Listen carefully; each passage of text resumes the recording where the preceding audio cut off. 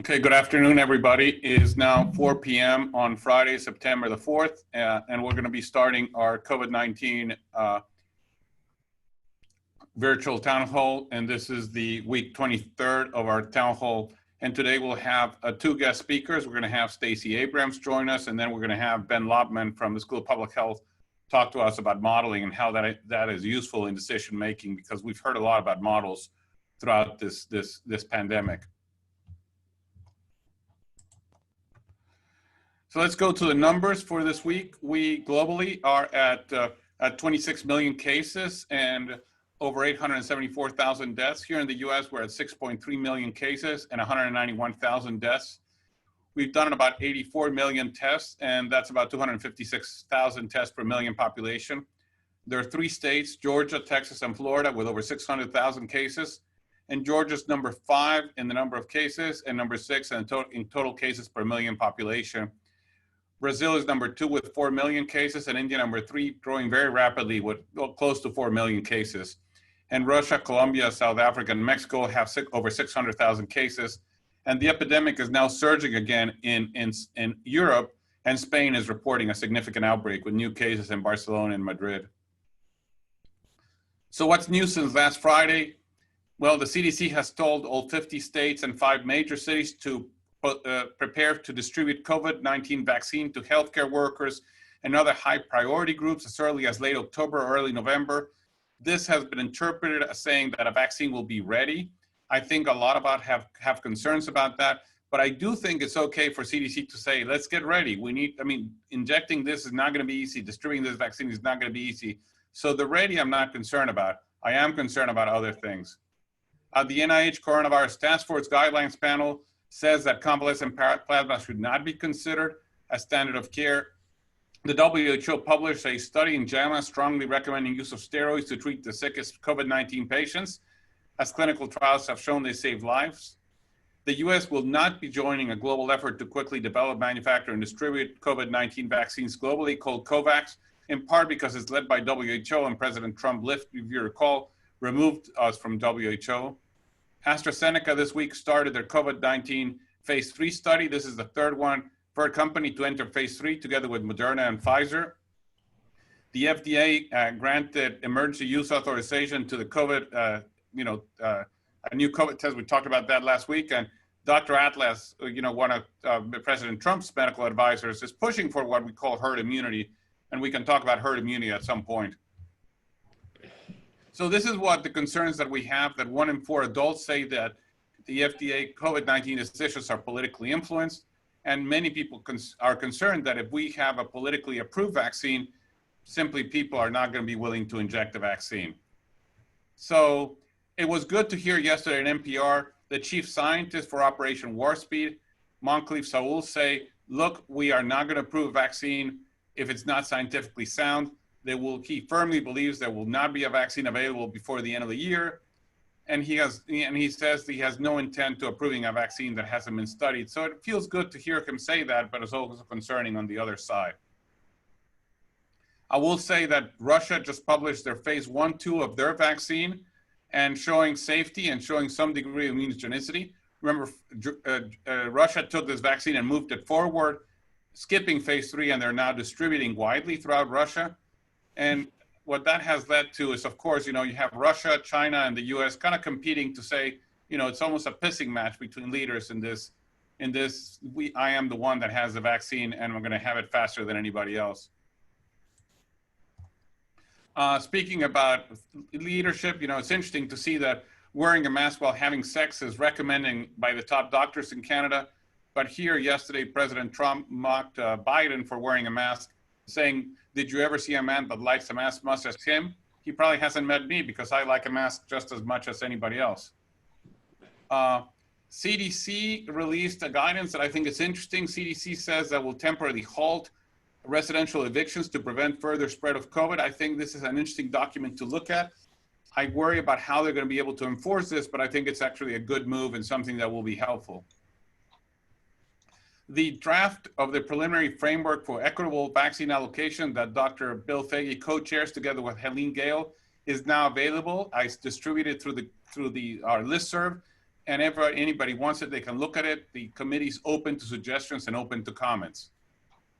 I wanted to point you to this website that I discovered recently. It talks about COVID impact and recovery and has great indicators as far as health, economy, standard of living, you name it. It's totally worth looking at and really with very, very valuable information.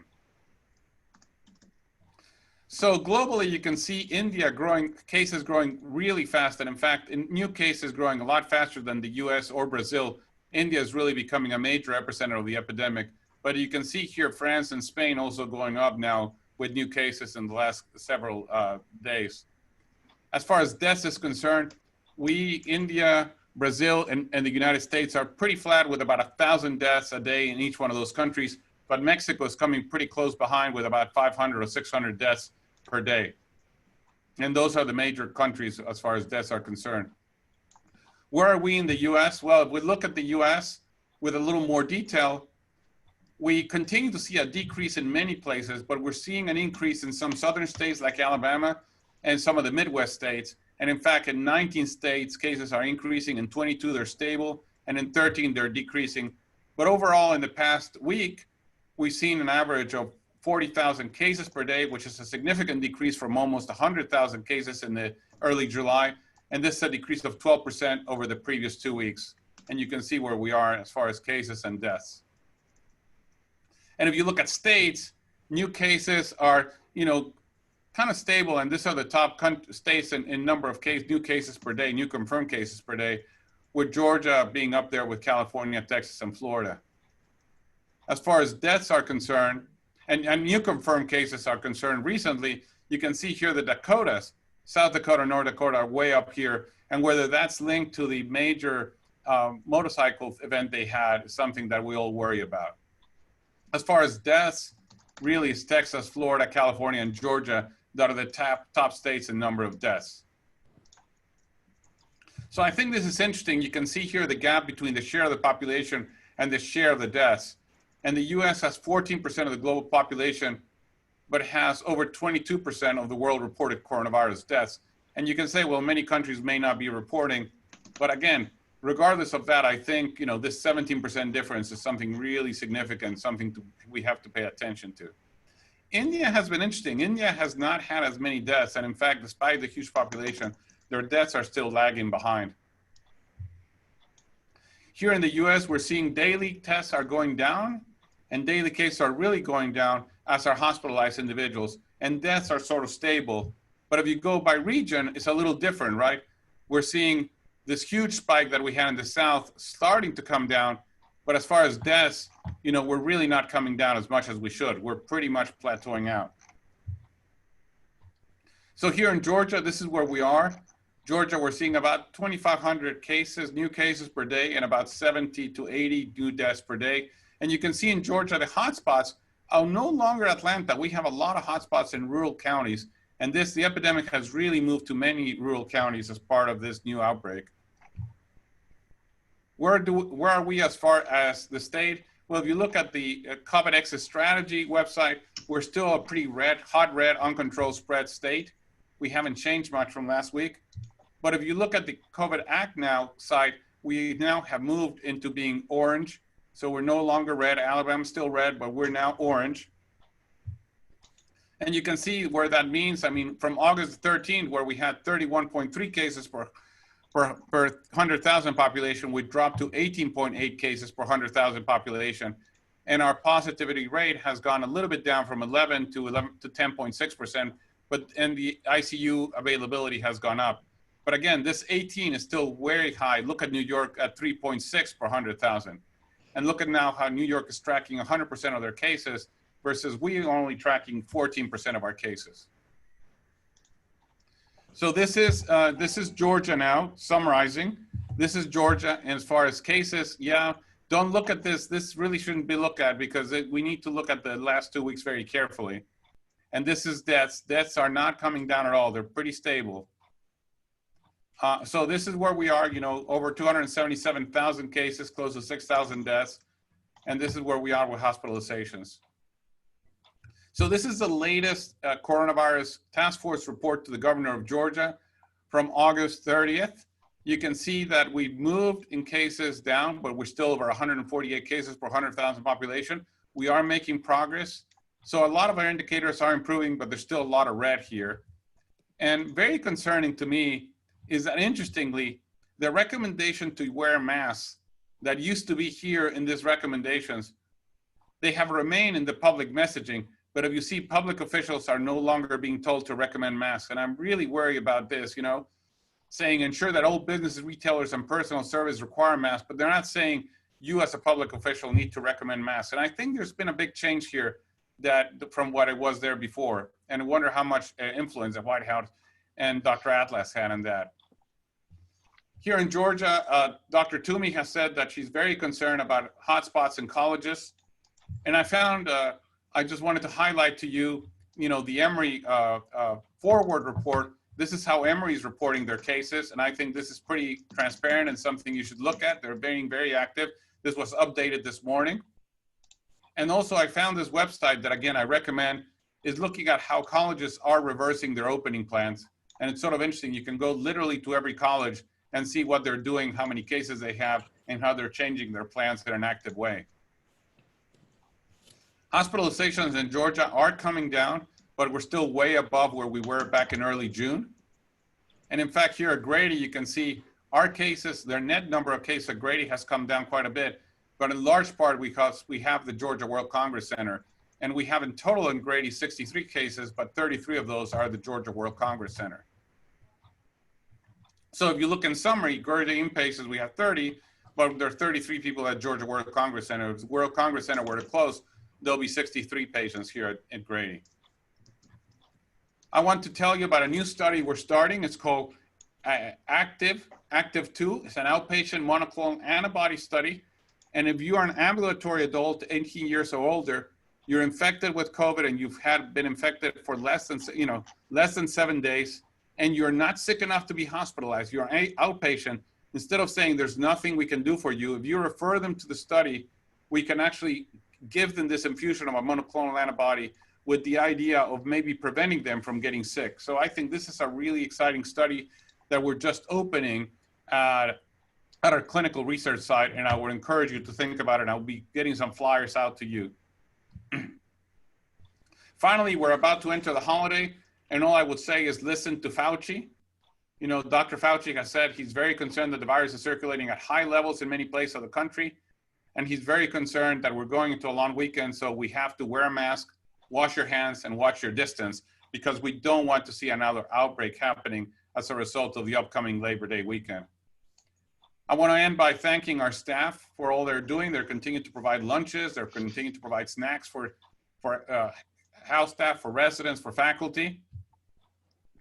And I want to remind you that Grady has started a campaign to register to vote. Vote is healthy, exercise your right to vote, and you can go there and you can help your patients get registered and voting. And I would encourage you to really learn about this, because it's a great opportunity for us to enroll people in voting. And with that, I'm going to introduce Stacey Abrams. Stacey was the minority leader of the Georgia House of Representatives from 2011 to 2017. She's the founder of Fair Fight Action, which is committed to ensuring voting, people can vote in states like Georgia and Texas. She was the 2018 Democratic Party nominee for governor in Georgia, and she was the first African-American woman to deliver the response to the State of the Union in February of last year. So we're really, really excited to have her with us. And Stacey, you have the floor. Thank you so much, Dr. Del Rio. It's an honor to be with you all. I want to take the little bit of time I have with you to talk to you about what I've been doing since I did not become governor of Georgia. I had a few days to think about what to do next, and I returned to the way I was raised, which is that not having a position doesn't exempt you from the work, and not having a title doesn't mean you don't have an influence. And so I created 3 organizations to continue to tackle the issues that I thought were the most salient and most important in Georgia. I, of course, began with Fair Fight, which is our fight to ensure that we have free and fair elections around the country, and particularly here in Georgia. I created Fair Count, an organization that is committed to ensuring we have an accurate census. Unfortunately, Georgia is actually at the bottom of the list. We're one of the slowest responding states in the nation. And I created the Southern Economic Advancement Project, which is designed to ensure that we push for the policies that can move our state forward. And so very quickly, I want to walk you through where I hope you all can help. Beginning with Fair Fight, as Dr. Del Rio pointed out, this upcoming election is going to be, it's an existential election. And I know we often have the hyperbole about how important an election is, but I think the evidence of our eyes tells us this election matters. But it has to be an election where every eligible citizen is able to cast a ballot. And we want to begin with you, with medical professionals who make certain that they register to vote by mail. If you go to peachvote.org, you can actually apply for your absentee ballot online. It is the simplest way to get it done. And because we can start submitting our ballots on September 20, or ballots will start arriving on September 24th, we encourage everyone to do it early. But I also encourage you to share that information with your patients and with your staff. The safest way for Georgians to vote is to get as many people as possible out of line. If we can get more people to vote by mail, that makes it safer for those who don't have a choice. And we know there are a number of populations, namely those who have been evicted or who are displaced, those who have disabilities that require that they go into a polling place. We have a number of communities that have language barriers that require that they get assistance at the polling place. And so we need to make certain we use the full toolbox of opportunities in Georgia. Vote by mail if you can. The next option is voting early. And finally, if you can't vote on election day, but we want as many people to vote by mail as possible. For more information about what can be done here in Georgia, I encourage you to go to fairfight.com.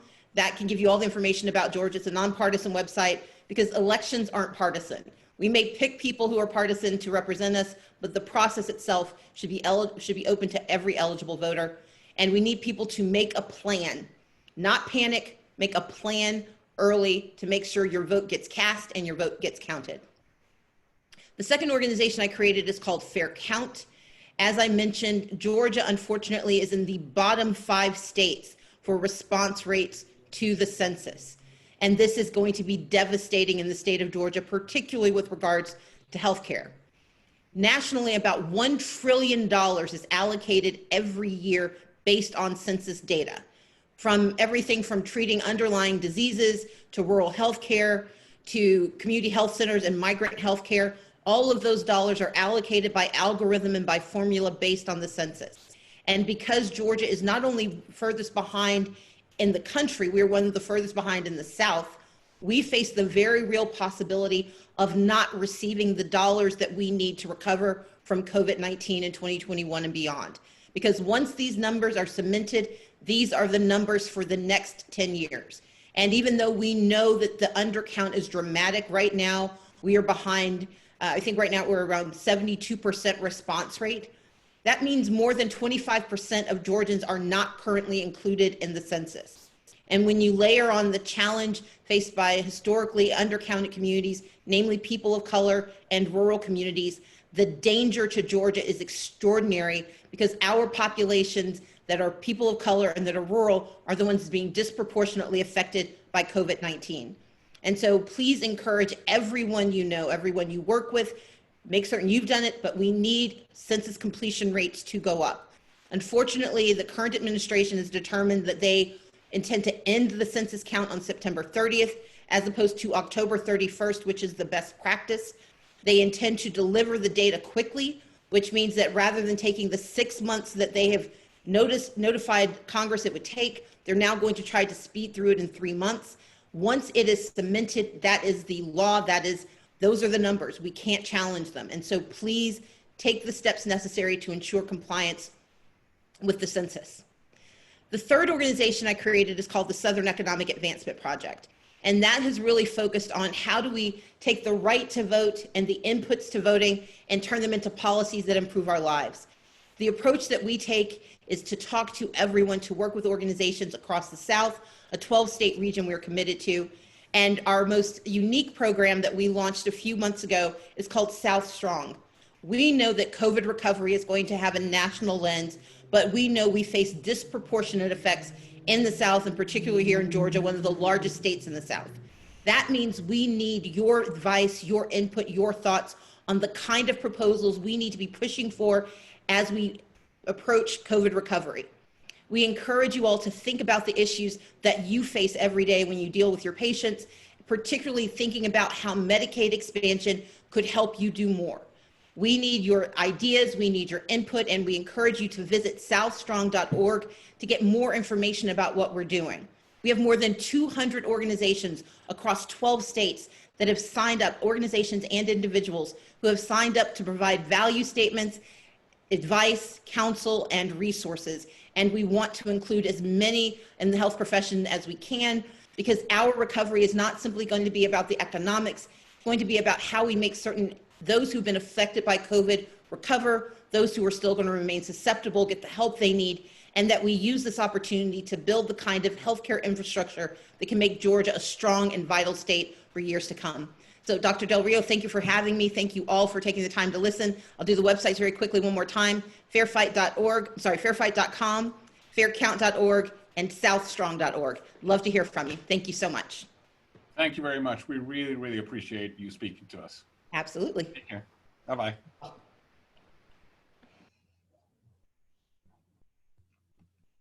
Oh, that was very useful. Susan, you want to give us an infection control update?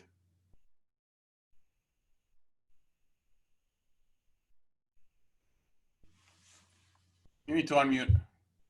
There we go. There you go. Okay. Can I share my screen? Yes. All right.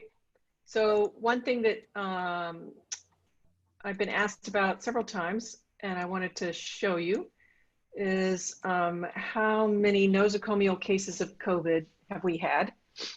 And this is on the x-axis here over time is each bar, or where there's no data, it should be 3-3, excuse me, is the month and the week. So there's 4 weeks in each month. So here's March, here's April, May, June, July, and August. I hope you'll notice that in August, there's 0 nosocomial cases.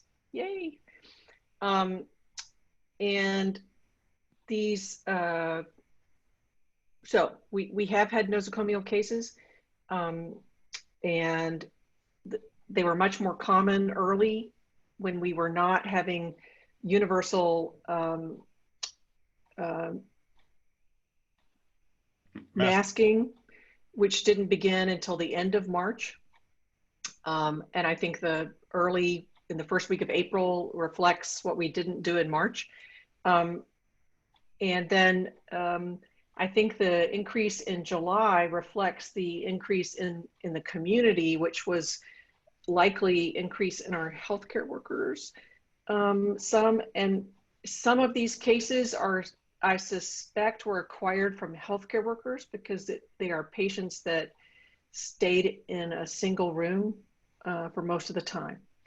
But we didn't identify a specific source for any of them. Others, especially early on, may have been in a roommate situation in the hospital, and we weren't testing all admissions either early on. So those are the things that have affected the incidence of nosocomial disease, and we're really doing everything we can to prevent that. Okay, and then I'll quit sharing my screen because you don't need to look at any other things from here. How do I quit? Stop. There we go. And then our new guidelines for stopping isolation precautions did go into effect this week. And patients who have had COVID diagnosed 20 days prior or longer are evaluated coming off of precautions. And then those who are not immunocompromised might be evaluated as soon as 14 days after they present. We're working with, and this is also true for outpatients, they won't be labeled as having active COVID in their, on a banner on their chart after 20 days have elapsed. And we're working with nursing staff and respiratory therapy and our physician staff to educate and implement. And it's not like something came down overnight and changed everybody's chart. This is still a manual process. And toward the end of September, we're going to have a nice update to the EMR, which will make it easier for this to be implemented with some sort of structure. But again, it won't be like completely agnostic. We will be looking at the patients to determine that it's appropriate.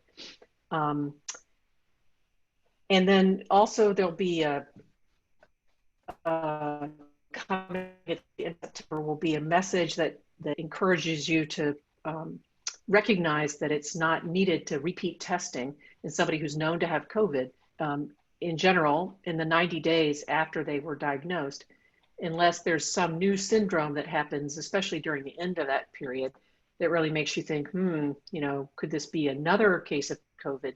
But during 90-day period, that would be very unusual. So there'll be some sort of EMR support to guide you in that way. But again, it won't be blocking your ability to order things. And I'll stop there. Thank you, Susan. Appreciate it.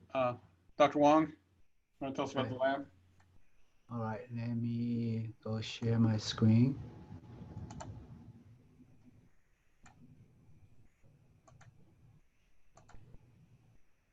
Okay, so the Alinity continue to work and also still have some glitch. As you can see, some of it is the software, sometimes it's a pipetter. So we get the downtime shortened as we have some daytime experienced person to do the troubleshooting. So that's still ongoing.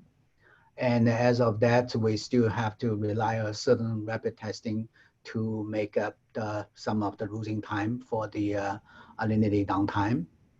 And then as we can see, the positive rate, this is bi-weekly positive rate number, and also shows continue to drop right now, as well testing number shows.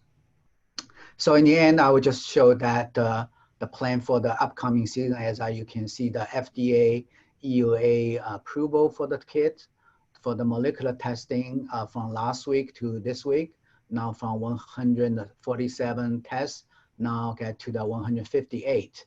The top one you can see from yesterday is the Cobas COVID-2 plus influenza A and B. So that's going to be a trend, as we say. So the Roche assay is the first approved, although the FDA assays or the CDC assay is already approved, but the Cobas is one of a commercial platform that's being approved for a combination of COVID and influenza, as we were told that our Abbott assay will also go in that way soon. And in terms of antigen test, it will still stand for the number 4 kits for now. And anybody will only get 3 more over the time. And for IO6 is still the only one for the Roche assays FDA EUA. I will stop here. Thank you. Thank you, Wayne. Haney, are you on? Yeah, I'm here. Okay. So just a quick update about the emergency department. To look at the data earlier today, we're still averaging about 330 or so visits a day, which is about 80% of our preceding volume. Boarding continues to be a humongous issue, which has led us, for those who get the messages, to be on total diversion for quite a while, which is bothersome. Obviously, it should be bothersome to everyone, because those are people in the community that we want to try and take care of that we can't because we're full. So we still need your help from time to time, since all the faculty, all the attendings now have the ability to remove PUI status for patients with a negative test if it's appropriate and you think so. Please remove those patients in the emergency department. Like I said, you guys have been great about sort of answering our secure chat messages when we had a question about a particular patient. The information that Susan talked about recently, we're trying to think about how we would do that as well from the department. So my understanding in talking to Susan yesterday about a particular case that I had was we don't need to test everyone who gets admitted to the hospital anymore. And so how we, if they've been previously positive and have COVID resolved status, I think I have some more questions, related to when it actually does reset. But those are things I'm sure will be clarified as we move forward. Um, uh, and so I think that's really about it. Our staff and everyone are hanging in there. I did have an opportunity earlier this week, I think, to speak with this organization called Operation Gratitude. And this is an organization that basically goes around. And so I got in touch with them through the work I do at the Atlanta Fire Rescue Foundation. And so they will be donating enough stuff for all 8,000 Grady employees, to include, everyone who works at Grady. So little things, snacks, some stuff like that. But most importantly, some handwritten notes from people in the community, thanking everyone for all their hard work. So this should allow us to cover all the physicians, APPs, residents, nurses, clerks, techs, environmental services, everyone who works at the hospital. So that's something good. It should be coming up in the next month or so. That's it, Carlos. Right. Thank you so much. Joanna? Hey everyone, things are looking a little bit better on the inpatient side than in the past couple of weeks, as highlighted by your graphs, Carlos. We're down to about 10% as of this morning, 10% of our service were COVID positive or COVID suspected, which is down from 30% just a couple of weeks ago. And as many have pointed out, certainly the Georgia World Congress Center has been very helpful this time around. I think our biggest stressor still is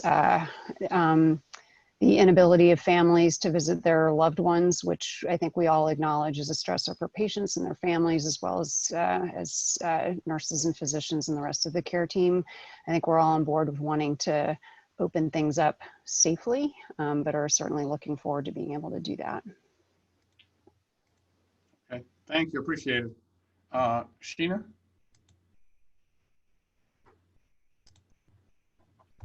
Dr. Del Rio, Seema Tekwani here. Oh, Seema, how are you? No problem.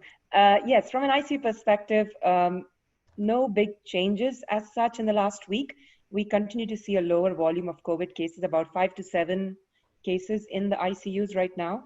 Our ICU utilization is about 95%, which is not unusual for us. And a lot of it is being driven by trauma and other specialties, because overall our COVID cases are lower than they were in July and August. So the ICUs are in a good space, and no new changes to report. Thank you. Thank you so much, really appreciate it. Now we're going to transition to have a special presentation by Ben Lobman. Ben is a professor in the School of Public Health in the Department of Epidemiology, and he's done some very useful modeling that we use in making decisions here at Emory. So I wanted to ask him to tell us a little bit what he's done, because we talk a lot about models, but it's nice to hear from the modeler themselves about how this is done. So Ben? Yeah, hi everyone. Thank you, Carlos, for the invitation and the introduction. And just to say, it was terrific to have all these updates, and terrific to have Stacey Abrams join us. It was a pleasure to knock on doors on her behalf a couple of years ago, and great to have her here, continuing her leadership. So what I'd like to do, I'd like to talk for a few minutes about how we use mathematical models to help us to guide our decision-making and answer some questions about the pandemic. And I'm sure everyone's favorite thing late on a Friday afternoon is to hear about math, but don't worry, there won't be any equations in this presentation. And let me see if I can share the screen here. You should be able to. All right, you can see the right slide. I hope now. It's coming up. We got it. Okay. Terrific. So no doubt you've heard a fair amount about models and how they've been used in the pandemic. And I find people have one of two reactions when they confront mathematical models. One is either that they're kind of blinded by the science and take everything at kind of face value, accept the accept any outputs from models and sort of treat them with too much deference.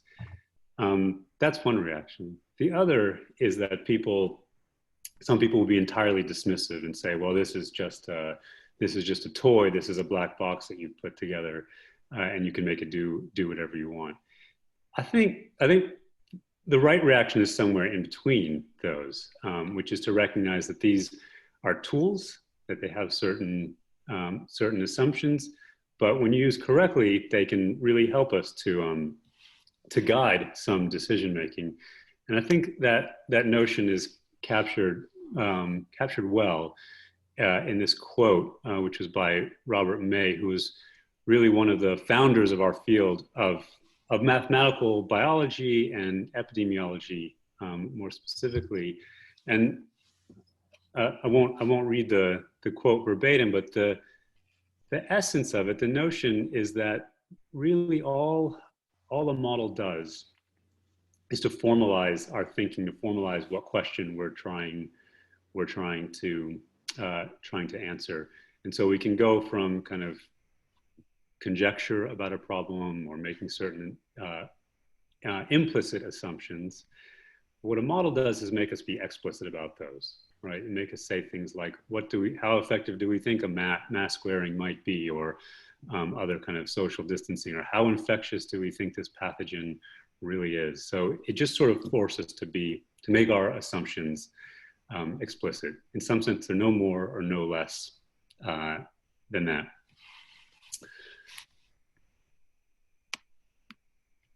So mathematical models have reached a level of prominence and influence in this pandemic that I think we've never seen before. Here's a picture of Dr. Birx presenting some output in fairly early days of the pandemic, some output from the model from the Institute for Health Metrics and Evaluation, the group in Seattle, Washington. And this is one of a couple of models that were especially influential early on in the pandemic, in the sense that they were being used by the White House task force. The other model that I would say was quite influential at this stage was one that was led by Imperial College in London. And just as a tool of advocacy, I think it had its influence in that it really, that model was the one, the Imperial College model was the one that projected there could be something in the range of 2 million deaths because of the pandemic, because of the outbreak in the US alone. And I think those numbers obviously frightened people and got a lot of attention back in the early days. And the dates are too small to see on the kind of axis there, but what's being shown here is a kind of projection of how the pandemic was going to go over the next couple of months in April. And this is a forecast from April out to the middle of the summer, and of course this was not how the pandemic went in this country over this next couple of months. We saw much higher levels, and we still are seeing stable high levels now, as Carlos has already outlined. So why is it? Why are models, these kind of models, wrong so often? Why is it so hard to forecast epidemics? The main reason, I would say, is that the course of an infectious disease cares what we do, right? Contrast that to weather models, for example, or climate models. The rain doesn't care. The forecast doesn't care if you put up an umbrella. The weather is unchanged. The path of the hurricane doesn't care whether you evacuate or not. And so in that sense, there's no human behavioral element that's critical in those kinds of models, in kind of weather models that many of us are more familiar with. There's a big difference here when it comes to infectious diseases. The course of an outbreak very much does care whether we change our behavior or not. And it depends what we do. And as we've seen over the last few months in this country and in others, there are very different trajectories that the epidemic can take, and it depends a lot on what we decide to do, right? And so, the analogy here is that, the weather doesn't care whether you put an umbrella up or not, but the coronavirus outbreak does care whether you wear a mask and stay home. And so it's for that reason that I would kind of encourage people, if you want to look at these, if you want to look at forecasts that project what's going to happen over the next couple into the future, that you rely on those that don't make forecasts out 2, 3, 4 months into the future. It's compelling to do that. There's a curiosity there, but I think it's really difficult to make projections more than a couple of weeks into the future, maybe a month into the future. And so I think it's for that reason, and it's very sensible that CDC, the forecasts that CDC are publishing, which are shown here, go out about a month. And there are a number of modeling groups around the country, around the world for that matter, that are doing forecasting. And each of those forecasts is shown on the left panel here. You see lots of different lines. Each one is a forecast of the way the outbreak may progress in terms of deaths over the next month. And what CDC is doing now, very similar to climate models, is they're producing what's called an ensemble. They're basically they have a model of models, so they average across a bunch of models in order to make a kind of best estimate forecast. And so that's what you see on the right here. And so I'd encourage you, if you're interested in these forecasts, this is a good source, is the CDC outputs. So I'd like to talk briefly about some modeling work that we've done in helping to inform a decision. And that has been about campus reopening for the fall semester at Emory. And our goal here, and I think this is in general one of the useful things that you can do with models, is you can ask models what if questions. What if we do this? What are the different things we can do to open campus safely? So we generated a model to estimate the health risks of different infection control and testing scenarios, but also to provide Emory leadership with a forecast of resource needs. Right? If the epidemic goes this way, if we have these numbers of cases, how many tests do you need to be able to do? How many isolation and quarantine beds do you need?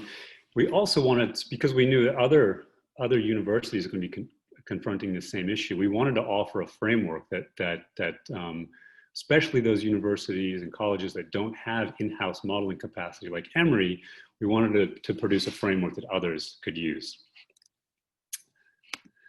So we developed this model, and in addition to the kind of social distancing measures that you can put in place, we also looked at what we can achieve through what we called screening and testing.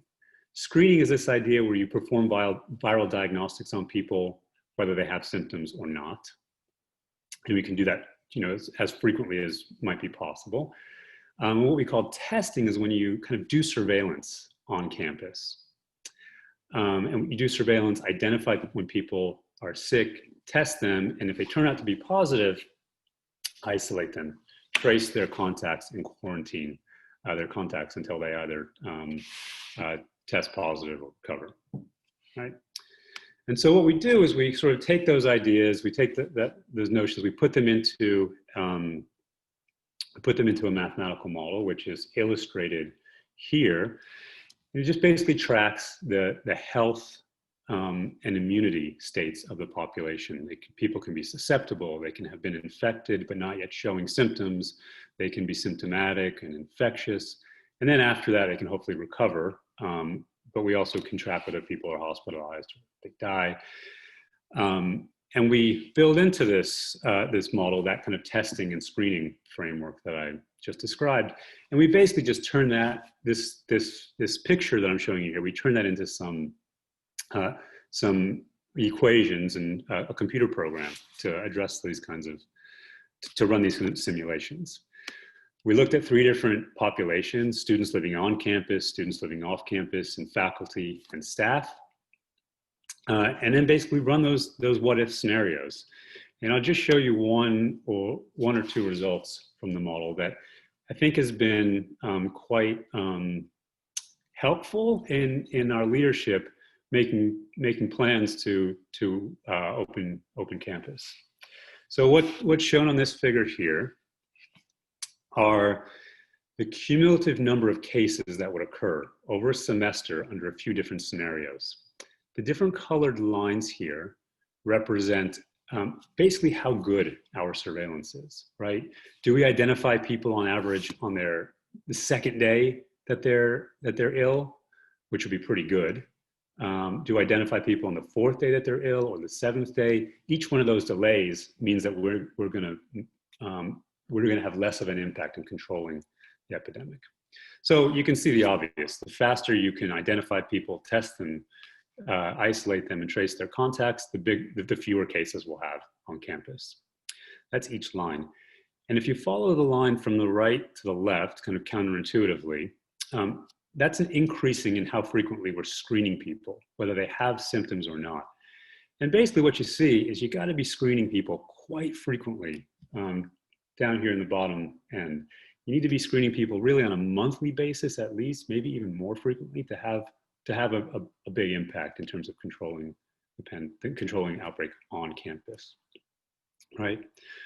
And so for this reason, there is a degree of screening going on at Emory, but really we've put our focus into the kind of bread and butter public health response, which is to do good surveillance, to get people tested, and to trace their contacts. Like I mentioned, we wanted to make this model available to others that can't produce these on their own. So we have a web-enabled version of this, and if you are interested in running the model yourself, you're welcome to.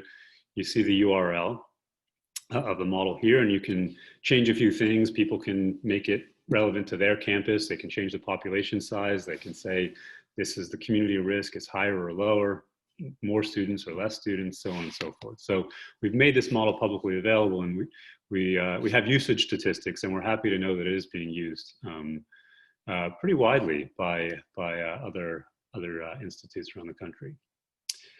Now, obviously, we're keeping things have gone, I think, reasonably well so far on campus at Emory, but it's every hour or so, it seems like there's a report of another large outbreak on campus. I think Carlos alluded to this already. This is a map from the New York Times showing the cases around the country at college campuses. I think 2/3 of campuses have reported at least one case so far, and we've heard reports of a number of campuses with large outbreaks. So in order to kind of keep informing our activities on campus in terms of our capacity and our preparedness in responding to outbreaks, we're constantly updating the model. We're incorporating data that we have from DeKalb and Fulton County on local incidents, and we're also using the testing data, the contact tracing data that we have from our own activities on campus to kind of keep the model up to date. And here's a picture here from the Emory Forward website. Also, Carlos had introduced this earlier, which this is this site is I think very nicely and transparently showing the situation at Emory University. So I'll conclude with our findings from this work and how it's influenced the decisions that have been made to hopefully safely open campus. We found that combined with measures to reduce transmission, like smaller class sizes, mandated masks, and increasing social distancing, if we test students whereby symptomatic students, staff, and faculty are identified, we administer testing to them, when they turn up positive, they're isolated, their contacts are traced in quarantine. We think this can be effective at controlling transmission on campus, but it really does require that we have this solid public health response. I will acknowledge the other collaborators in this work. And specifically, I'll note Alex Isakov, who is the director of the Center for Emergency Preparedness and Response, who really has reached out to us to do this work initially, and has been the kind of go-between between us, the modelers, and the leadership at Emory University and Emory Healthcare. And if you, should you want to dive into any of the details of this, we have a paper, and I can share the link to the preprint here. So thank you again for the invitation and for your attention. Thank you, Ben. That was terrific. And I think it's really important that people see that modeling, you know, how it's done and what it means, but really modeling has informed a lot of the decisions. And Emory, right, we've been able to do what we've done opening Emory in great part due to the support that Ben gave us in the modeling that has allowed this to happen. So thanks a lot. I really appreciate it, Ben. Nadine?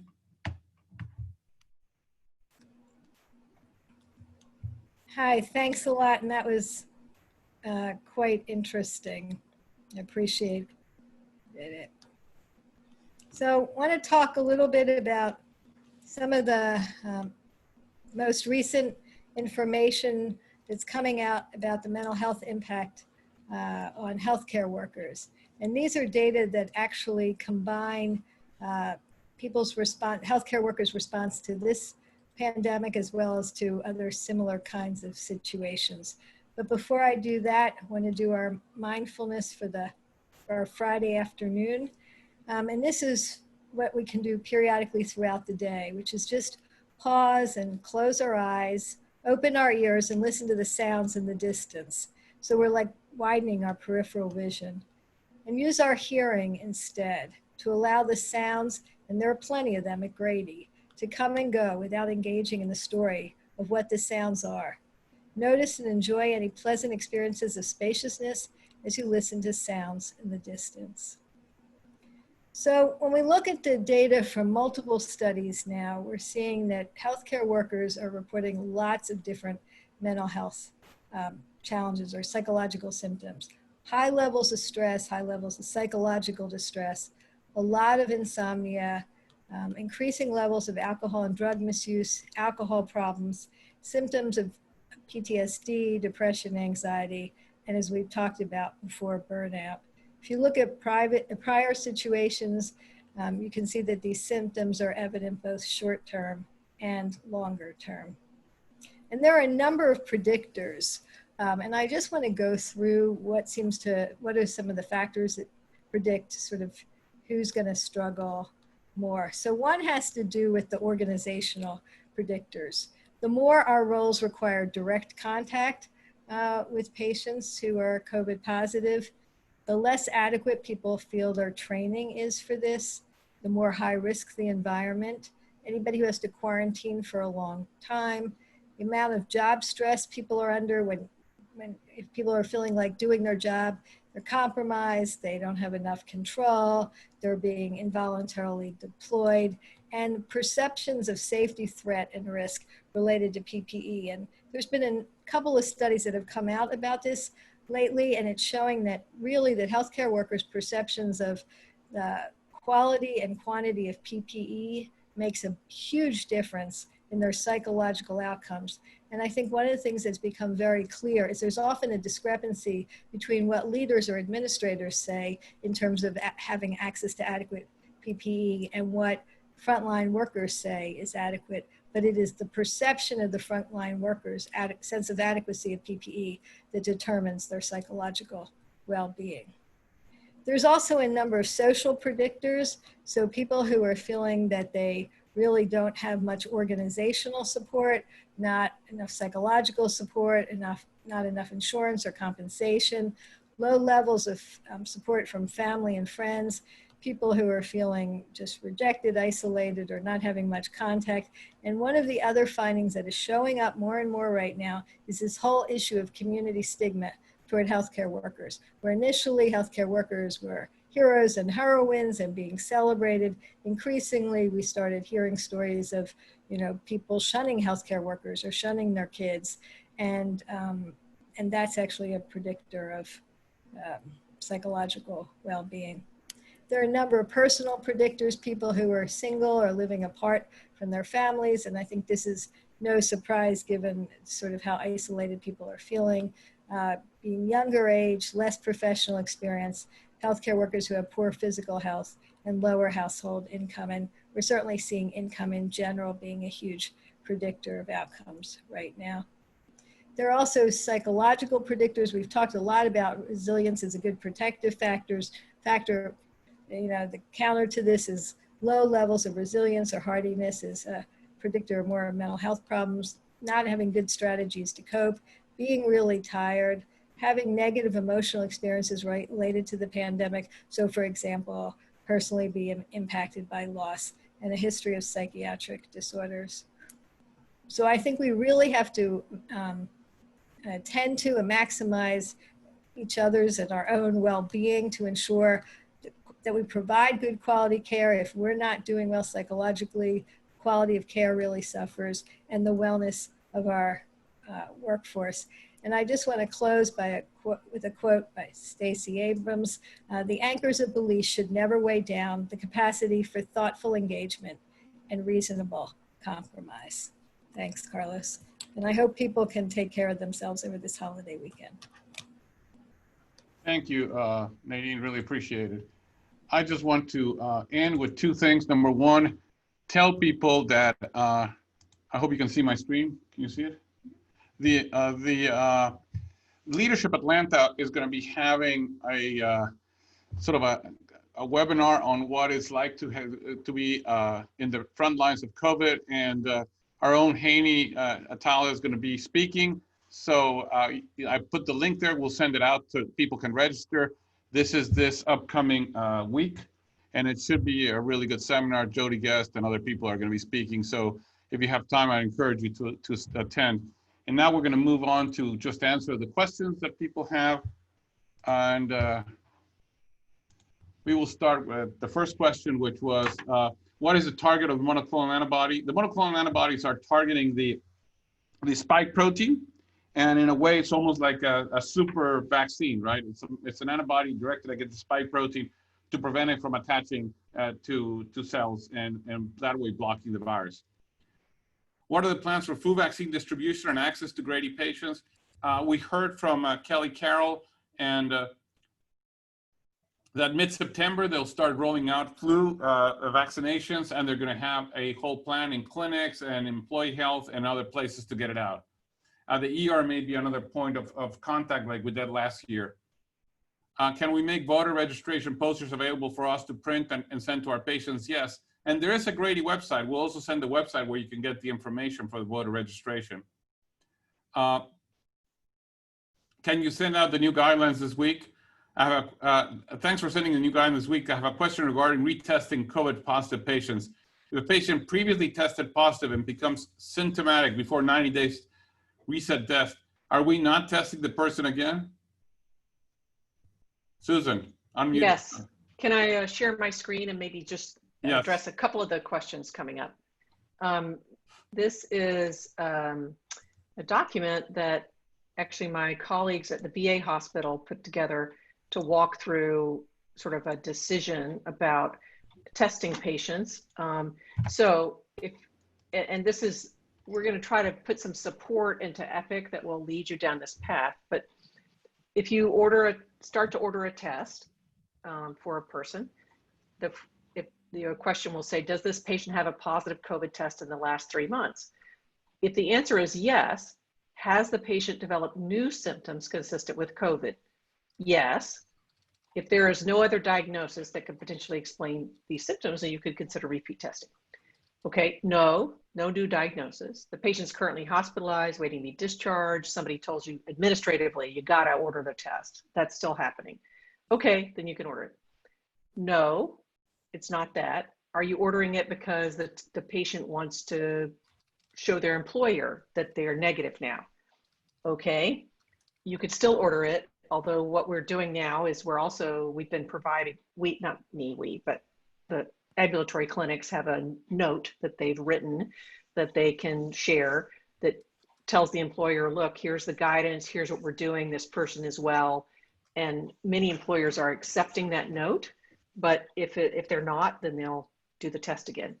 And then the last category is the patient's not sick, they're, et cetera, but the reason you're ordering it, is this test being ordered as part of a pre-op assessment? Yes. So if you are trying to do a procedure and it's in the 90-day window after somebody has, and after 20 days, after somebody's recovered from COVID, but not 90 days have not elapsed, retesting is not required. If the person's asymptomatic, we are considering them clear for surgery. So we will not, the plan, yes, the testing before procedures will change for people who are already positive. If they're positive and a test and a procedure is needed, then you'll try to schedule it at least 14 days after the positive test. But if that can't be done and you need to go on, of course you would. So anyway, this sort of guidance will be built into the EPIC and also be available on our on the website on like GradyNet. So and it's being implemented, as we go. So, Thank you, Susan. we'll work with you. That's very helpful. Can links to the organization Stacey Abrams' name be provided? Yeah, we'll have those links out. And will 2 doses of influenza vaccine be readily available for healthcare workers and patients over 65? We discussed that today, and we're not giving the sort of the extra dose influenza vaccine at Grady. We don't think that, that we simply can do it at this point. Susan, you want to talk about that?